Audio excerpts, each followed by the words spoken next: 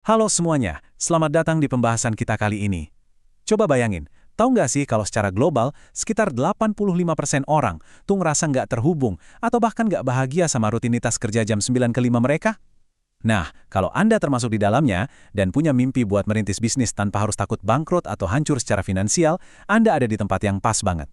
Hari ini, kita bakal bedah wawasan brilian dari Mohnish Pabrai, seorang investor kawakan. Dia bakal ngasih tahu kita gimana caranya ngebangun bisnis dari nol dengan risiko yang nyaris nggak ada sama sekali. Di panduan ini, kita bakal ngelewatin 5 langkah sistematis, mulai dari mitos risiko berbisnis, retas jadwal waktu, cloning dan validasi ide, nambus klien dan lacak penjualan, sampai transisi aman jadi pengusaha. Ini benar-benar cetak biru buat bertransisi dari karyawan penuh waktu jadi pemilik bisnis mandiri cuma dalam waktu 9 bulan. Oke, ayo kita mulai. Bagian pertama, mitos risiko berbisnis. Mari kita langsung masuk dan hancurin mitos budaya yang paling sering kita dengar, mitos yang bilang kalau mau jadi pengusaha itu, Anda harus berani ngambil risiko yang gila-gilaan dan menakutkan. Pabrai ngenalin satu konsep cemerlang yang namanya metode Dando. Ini tuh pada dasarnya sebuah model mental. Pengusaha-pengusaha paling sukses di dunia itu sebenarnya nggak pernah bertaruh buta loh. Mereka merancang bisnis mereka sedemikian rupa, sampai resiko kerugian finansialnya itu benar-benar mendekati angka nol. Filosofinya simpel banget, tapi super kuat. Kalau tebakan saya benar, saya untung besar. Tapi kalau salah, saya nggak rugi banyak. Keren kan? Nah, ini dengan sangat pas ngegambarin perbedaan ekstrim antara apa yang sering diajarin ke kita dibanding realitas para miliarder. Cara lama tuh ibarat nyuruh Anda lompat dari tebing, keluar dari kerjaan, ngambil pinjaman gede, dan nekat nyiptain sesuatu yang 100% original. Tapi cara Dando ini taktis banget. Anda meminimalkan risiko finansial dengan tetap kerja di tempat sekarang dan cukup mengkloning ide bisnis yang udah terbukti berhasil di luar sana. Lanjut ke bagian kedua, retas jadwal waktu Anda. Buat nerapin metode nol risiko yang cerdas ini, aturan emas pertamanya adalah Anda mutlak harus mempertahankan pekerjaan tetap Anda sekarang. Dan itu artinya kita harus mulai ngeretas blok Lego jadwal mingguan Anda. Coba deh kita hitung bareng-bareng. Dalam seminggu, kita semua kan punya waktu persis 168 jam.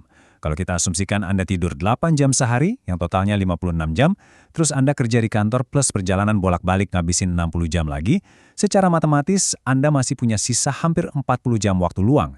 Pertanyaannya, sisa waktu sebanyak ini mau Anda pakai buat apa? Saran ini mungkin kedengarannya agak radikal, tapi ini krusial banget. Batasi durasi dan usaha di kantor Anda tepat di atas batas pemecatan. Maksudnya gini, kerjain persis apa yang ditugasin ke Anda secara profesional. Nggak usah sok-sokan jadi pahlawan lembur. Biarin perusahaan yang bayar biaya hidup Anda, sementara Anda menyimpan energi vital dan fokus maksimal Anda buat ngebangun startup Anda sendiri. Nah, gimana cara nyata ngeeksekusi waktu tadi? Anda ambil sisa 40 jam itu dan dedikasikan 100% buat bisnis Anda. Konkretnya, alokasiin 4 jam setiap malam di hari kerja dan 10 jam setiap harinya waktu akhir pekan. Jadi, daripada duduk santai nonton Netflix, mending pakai waktu luang itu buat jadi lebih produktif dan ngebangun masa depan kebebasan finansial Anda. Kita masuk ke bagian ketiga, cloning dan validasi ide. Jadwal waktu udah diretas dengan sempurna, sekarang kita hadapi rintangan selanjutnya, yaitu nyari ide. Mari kita buang jauh-jauh rasa pusing akibat tekanan buat nyiptain inovasi yang benar-benar baru. Tahu nggak sih kalau inovasi murni itu justru berisiko tinggi banget? Model mental yang diajarin di sini adalah cloning. Pabrai ngingetin kita soal titan bisnis kayak Sam Walton, pendiri Walmart, atau Bill Gates dengan Microsoft-nya. Mereka itu ngebangun kerajaan bisnis raksasa bukan dengan jadi penemu. Mereka tuh sekedar pengkloning ulung yang meniru ide-ide brilian yang udah ada. Mereka nggak buang waktu buat nemuin kembali roda yang baru.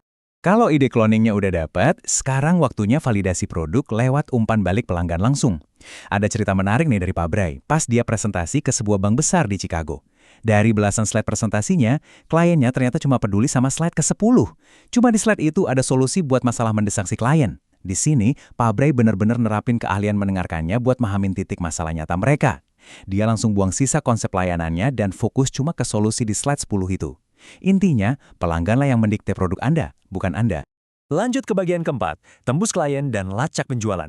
Poin krusialnya adalah, Anda sekarang udah punya ide produk solid yang tervalidasi. Terus gimana cara dapat pembeli awal kalau budget Anda nol? Kita harus tembus pasarnya. Ini dia strategi penjualan gerilya tanpa anggaran ala Pabrai. Dia ngirim ratusan surat fisik ke para petinggi perusahaan. Nah, buat ngelewatin asisten atau penjaga gerbang perusahaan, dia sengaja pakai teknik surat personal. Dia pakai nama panggilan akrab kayak "Halo Dave" buat manggil David. Trik ini bikin kesan seolah-olah dia itu kolega lama. Seminggu kemudian, dia tindak lanjuti lewat telepon dan ngelacak dengan ketat setiap rahasia konversi panggilannya buat ningkatin kesuksesan penjualan. Tentu aja, dalam dunia penjualan, penolakan itu hal yang pasti. Nggak usah dimasukin ke hati. Secara statistik, sekitar 80% prospek bakal nolak mentah-mentah dan 15% bakal nolak secara sopan. Tapi, dengan ngelacak metrik panggilan, Anda bakal sadar kalau Anda tuh cuma butuh kemenangan dari 5% sisanya aja. Angka konversi sekecil ini udah lebih dari cukup kok buat ngasilin nilai seumur hidup yang bisa nyentuh ratusan ribu dolar buat bisnis Anda. Dan kita sampai di bagian kelima, transisi aman menjadi pengusaha. Ini bagian yang paling seru. Fase di mana kita nyusun langkah nyata buat transisi penuh dari karyawan jadi pemilik bisnis mandiri. Mari kita lihat gimana semua taktik tadi ngebentuk peta jalan 9 bulan yang super praktis. Di bulan pertama, Anda luncurin ide cloning tadi dan mulai lacak metrik saluran penjualan Anda. Masuk bulan ketiga, Anda sesuaikan lagi produknya berdasarkan umpan balik dari pertemuan sama calon pelanggan. Nah, seiring berjalannya waktu, di bulan ke-9, bisnis Anda mencapai titik arus kas yang positif secara mandiri. Barulah di titik ini, Anda menyerahkan surat pengunduran diri 2 minggu Anda. Nahan diri buat nggak keluar kerja terlalu cepat, itu keuntungannya fenomenal banget loh. Karena Anda nggak langsung berhenti dan performa kerja Anda tetap dijaga, Anda bisa pamit baik-baik sama bos Anda. Kalaupun suatu hari startup ini gagal, Anda nggak bakal kehilangan rumah atau bangkrut. Anda tinggal telepon mantan bos Anda dan balik kerja lagi. Itulah keindahan sejati dari modal mental bisnis yang secara efektif menekan risiko kerugian sampai mendekati angka 0. Ini ngebuktiin kalau merintis bisnis itu nggak harus ngelewatin risiko konyol kayak lagi main judi. Ini soal langkah terukur, ngoptimalin jadwal, dan adaptasi pakai taktik cerdik tanpa sedikit pun ngebahayain mata pencarian utama Anda. Sebagai penutup dari materi kita hari ini, saya mau nantang Anda nih. Dengan sisa 40 jam luang yang Anda punya minggu ini, ide bisnis mapan apa yang udah siap buat Anda cloning di akhir pekan ini?